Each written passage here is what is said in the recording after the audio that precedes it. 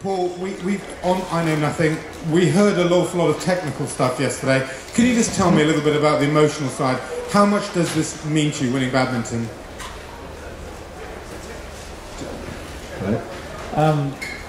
Everything. It's obviously what we all, as soon as I wanted to get into the sport, this is the biggest and best event, so you just want to be here. I've come here as a spectator for many years before getting the chance to ride here. Got to ride here, which was amazing, and little bit by little bit I just started to set my goals higher and higher, and yeah, can't get much better than this, can it? And we've spoken before, and you were saying about, you know, very little nerves yesterday before the cross country. You're in a similar situation today, I heard you say. Could you just tell us a little bit about the preparation for this? Because I understand it didn't go quite as smoothly for the show jumping phase as you would have wanted to change your trainer. Oh, well, that was this time last year. I don't want to dwell on that too much, but certainly I was having a lot of rails on I Know Nothing in this 12 months ago in the spring, and I knew I wasn't necessarily doing anything wrong, and I knew a lady that could help I Know Nothing start to jump clear. So after the Merlin last year, when I had far too many rails down on I Know Nothing, I went to Ros Morgan and said, fix it, and she did, and I've had probably one rail since then, or two maybe, I don't know, but you know, so amazing difference that she's made in the horse, and obviously both horses, because Michael jumped clear as well, so yeah, very, very happy with that. And as she said to me last time she helped me, she said, you've just got to go in that ring knowing you can do it and know that we've done the work that can make the horse do it, and I knew that this morning, so there was never any nerves. I just knew I could go in and go clear. Both you and the horse both were confident in what you were going to do. Oh, he's such an old legend now. You know, I've been telling everybody on the yard that he's turning into a legend of the sport. He's got well over 1,000 points. He's placed and now, obviously had a very good placing here. Placed at every 4-star event in the Northern Hemisphere except for Kentucky. Hopefully we'll be able to tick that box later on this season and see what happens. But any questions for who helped you warm up today? Ros couldn't be here, so she sent her twin sister Lynn Bevan.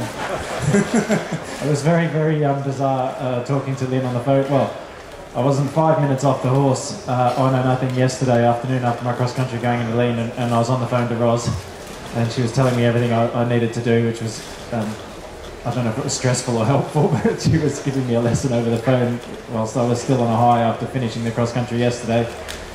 And then she rang me later on that evening and said, I can't come, so I'm sending Lynn. And then I spoke to Lynn on the phone and she gave me another lesson, and I could have just been speaking to Ros. It's very bizarre, so it obviously worked. Thank you. Any more questions? Everyone happy? Yes. Whereabouts in Australia are you from? I'm from Sydney, originally Sydney City, North Shore, northern suburbs. The more I got into horses, the more I dragged my parents back out into the countryside kicking and screaming. So yeah, originally lived Middle Harbour. Okay, everybody, happy? The Mitsubishi Motor... I'm sorry, yes, Jim. Sorry. Which year did you come to Great Britain? My first competitive season was in 1999. I had a 6-month contract with the Scott family of Cirencester. Angela Scott was was instrumental in getting me here that season. She's been here and watched today's success. I certainly wouldn't be here without the Scott family's initial support to come here in '99, and then I was backwards and forwards for 3 years until finally I well and truly stuck here now. Look on. There's one question. Oh, sorry. And one more. Yep. Angela Scott, yes, the Scott family of Cirencester.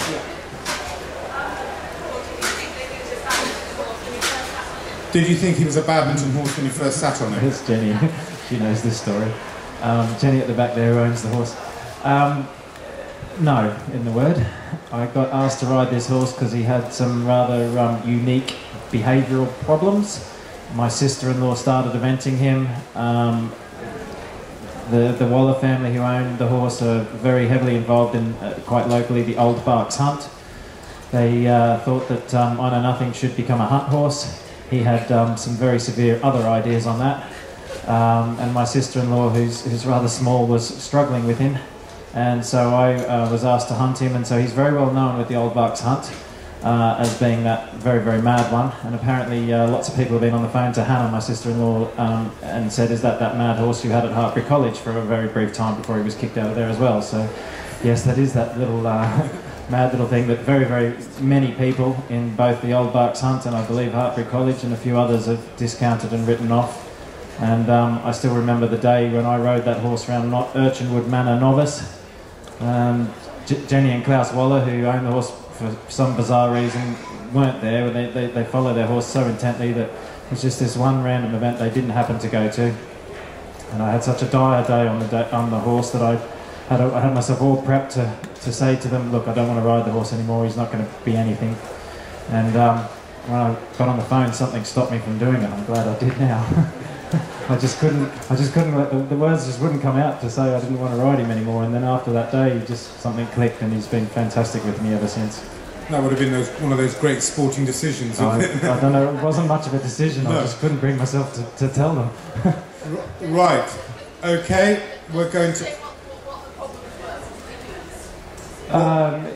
Well, his nickname is Spinhead. Because that's what he does. When he gets overstressed or worried or frightened, he spins around in very, very tight circles, which is very entertaining, I presume, for the people watching, or disconcerting for those on it. Sorry? Well, yeah, it's not entertaining for me when he does it occasionally still. Right, Mitsubishi Motors Badminton is always an international field, but we have in second place, if you could pass the microphone please, to the German rider Andreas Dibowski on Euro Riding's Berkeley. I have watched you ride in various places over the last number of years. I'm talking to people. You're a professional rider, you set yourself very high standards. Is second place a disappointment to you, Andreas? Normally not, but this time, or this second place, is the third second place in follow after Lumülen and Poe last year with this horse and now Badminton. Before I go to such a competition and anybody tell me that I go on the second place, I would be happy.